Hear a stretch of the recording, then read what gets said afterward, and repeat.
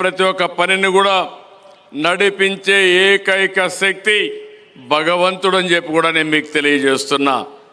అలాంటి భగవంతుడిని మనందరిలో ప్రేరేపించే వాతావరణం తేవడం కోసం ఈరోజు వంశీ గారు మహా భక్తి ఛానల్ తీసుకొచ్చారు. నాకు ఏమాత్రం అనుమానం లేదు, ఈరోజు ఈ యొక్క మహాభక్తి ఛానల్ ద్వారా రాబోయే రోజుల్లో దైవ సంకల్పాన్ని ప్రతి ఒక్కరిలో ప్రేరేపించడమే కాకుండా ఎంతోమందికి భక్తి భావాన్ని ప్రేరేపించి తద్వారా మానసిక ఆనందం కోసం ముందుకు పోయే పరిస్థితి వస్తుందని చెప్పి కూడా నేను మీకు తెలియజేస్తున్నా. ఈరోజు మనందరం ఒక్కసారి ఆలోచించుకోవాలి. ఒక మంచి జరగాలన్నా, ఒక కష్టంలో ఉన్నామన్నా భగవంతుని కోరుకుంటాం, భగవంతుడి మీద భారం వేస్తాం. భగవంతుడు ఏ ఫలితం ఇచ్చినా ఆ ఫలితాన్ని తీసుకుని మనం ముందుకు పోయే పరిస్థితి వస్తుంది. అందుకనే ఈరోజు ఎన్డీఏ ప్రభుత్వం దేవాలయాలపైన శ్రద్ధ పెట్టాం. 8 నెలల్లో మీరు చూస్తున్నారు, ప్రతి ఒక్క దేవాలయంలో పవిత్ర భావంతో పూజలు చేయడమే కాకుండా ఆలయాలన్నీ సమగ్రంగా పనిచేసే విధానానికి కూడా శ్రీకారం చుట్టామని చెప్పి కూడా నేను మీకు తెలియజేస్తున్నాను. ఈరోజు నేను ఇక్కడుండే మిమ్మల్ని అందరినీ ఒకటే కోరుతున్నాను, మన పిల్లలకు ఆధునిక పరిజ్ఞానం చాలా ముఖ్యం, టెక్నాలజీ కూడా చాలా ముఖ్యం. అవన్నీ కూడా సంపద సృష్టించడానికి పనికొస్తాయి. కానీ మనలో కావలసిన మానసిక ఆనందం ఏమాత్రం కూడా మనలో బాధలు లేకుండా ఉండాలంటే ఆధ్యాత్మిక చింతన కూడా అవసరం. అది రావాలంటే ఇలాంటి దేవాలయాలు తప్ప ఎక్కడా సాధ్యం కాదని చెప్పి కూడా నేను మీకు తెలియజేస్తున్నా. నేను చాలా కార్యక్రమాలకు వెళ్ళాను, కానీ ఈ ప్రశాంత వాతావరణం చూస్తూ ఉంటే నేను ఇటీవల ఎన్ని టెన్షన్లు ఉన్నాయో అన్నీ మరిచిపోయి మళ్ళీ ఒక శక్తిని తెచ్చుకొని ఇక్కడి నుంచి వెళ్ళే పరిస్థితికి వస్తా ఉందని చెప్పి కూడా నేను మీకు తెలియజేస్తున్నా. ఎందుకు నేను ఈ మాట అన్నానంటే, ఇటీవల మీరు అందరూ చూస్తున్నారు, ఆర్థిక ఇబ్బందులు ఇంత మునుపు యాంకర్ గారు చెప్తున్నారు. ఒక పక్క మీరు మా మీద ఎన్నో యాస్పిరేషన్స్ పెట్టుకున్నారు. నిన్నే మా మిత్రుడు పవన్ కళ్యాణ్ గారు కూడా ఇక్కడికి వచ్చి ఇక్కడ ఇనాగరేట్ చేసి వెళ్ళాడు. ఈరోజు మేము ఒకటే ఆలోచిస్తున్నాం, అటు కేంద్ర సహకారం కూడా తీసుకుంటున్నాం. ఈరోజు మీరందరూ నా మీద, పవన్ కళ్యాణ్ గారి పైన, నరేంద్ర మోడీ గారి పైన నమ్మకం పెట్టుకుని అచంచలమైన గెలుపునిచ్చారు. ఆ గెలుపు నా జీవితంలో ఎన్నో ఎన్నికలు ఫేస్ చేశాం, కానీ ఈసారి ఒక హిస్టారికల్ ఎలక్షన్ జరిపించే పరిస్థితికి వచ్చారు.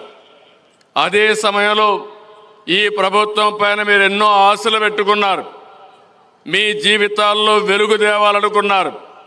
అందుకే నేను హామీ ఇస్తున్నా, భవిష్యత్తులో ఇంకా కష్టపడతాం.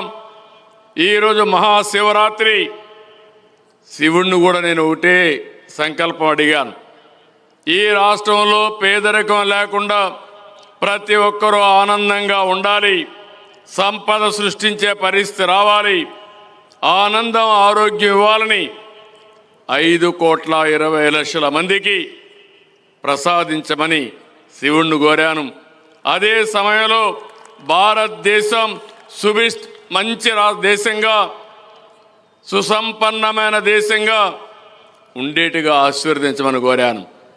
దీనికంటే నాకేం కోరికలు లేవు, మీ ఆశీస్సులు ఉన్నాయి, భగవంతుడి ఆజ్ఞ ఉంది.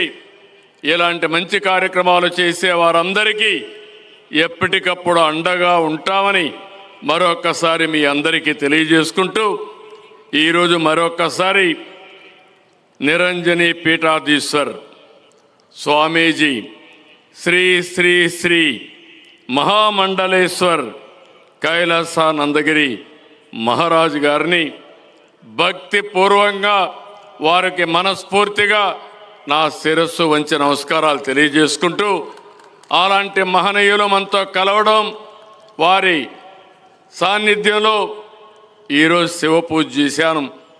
మన ఇక్కడ ఒక ట్రస్ట్ పెట్టారు. ఆ ట్రస్ట్ చూస్తే ఎంత డివోషన్తో చేశారంటే ఒక్క పైసా ఆశించకుండా భక్తి భావంతో శివుని నామధ్యేయంతో ఒక బ్రహ్మాండమైన స్ఫూర్తినిచ్చే విధంగా పూజలు చేశారు. వారిని కూడా మనస్ఫూర్తిగా ఆ ఫౌండేషన్ని మనస్ఫూర్తిగా అభినందిస్తున్నా. మీరు కూడా గట్టిగా చప్పట్లు కొట్టి ఆశీర్వదించమని మిమ్మల్ని అందరినీ ప్రార్థిస్తున్నా. మరొకసారి వంశీ గారిని అభినందిస్తూ ఆయన చేపట్టిన ఈ మహా భక్తి ఛానల్ భవిష్యత్తులో ఎంతో మందిలో భక్తి భావాన్ని ఇవ్వడమే కాకుండా మానసిక ఆనందాన్ని ఇచ్చే విధంగా ఈ ఛానల్ ముందుకు పోవాలని కోరుకుంటూ ప్రభుత్వం తరపున ఒకటే హామీ ఇస్తున్నా. ఎవరు మంచి పని చేసినా వారికి అండగా ఉంటాం. అలాంటి మంచి పని చేసిన మహావంశీకి హామీ ఇస్తున్నా. తప్పకుండా అన్ని విధాలా మీకు సహకరిస్తామని చెప్పి మరొకసారి హామీ ఇస్తూ I wish him all the best. ఆయనకే కాదు మహా భక్తి ఛానల్ ఎవరైతే ఉన్నారో సిబ్బంది అందరికీ ఆల్ ది బెస్ట్. ఈరోజు మహాశివరాత్రి రోజు ప్రారంభించిన పని దిగ్విజయంగా ముందుకు పోయే పరిస్థితి వస్తుంది. అది జరగాలని మరొకసారి మనస్ఫూర్తిగా శివుణ్ణి ప్రార్థిస్తూ మీ అందరి దగ్గర సెలవు తీసుకుంటున్నా. ఓం నమో శివాయం. ఓం నమః శివాయ. ఓం నమః శివాయ. ఓం నమః శివాయ. ఓం నమః శివాయ. ఓం నమః శివాయ.